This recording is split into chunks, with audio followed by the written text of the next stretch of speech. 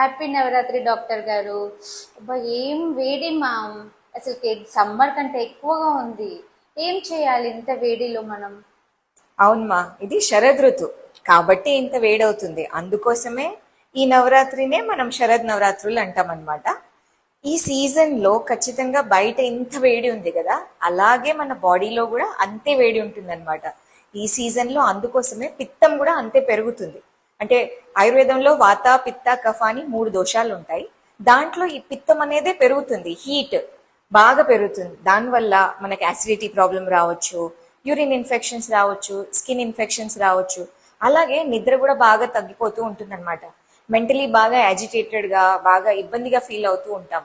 కాబట్టి ఈ సీజన్లో ఖచ్చితంగా మన ఈ నవరాత్రుల్లో మనకు అందుకోసమే ఈ ఉపవాసాలు చేయడం కానీ, మెడిటేషన్ చేయడం కానీ, పూజలు చేయడం కానీ చెప్పారనమాట. అందుకోసమే ఈ సీజన్లో ఖచ్చితంగా ఎవరైతే ఉపవాసాలు చేయలేరో వాళ్ళు మాత్రం సాత్వికమైన ఆహారం, అంటే కంపల్సరీ వెజిటేరియన్ ఫుడ్, అది కూడా లైట్గా తీసుకోవాలి. స్వీట్ కొంచెం ఎక్కువ తీసుకోవాలి, ఇంట్లో చేసిన స్వీట్స్ తీసుకోవాలి.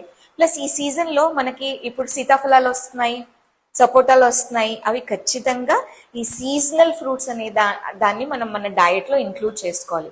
ఇవి కనుక మనం పాటించాము అనుకో, దాంతో చాలా బెనిఫిట్స్ అవుతాయి. ఇది ఒకటే కాదు, కంపల్సరీ మెడిటేషన్ చేయడం,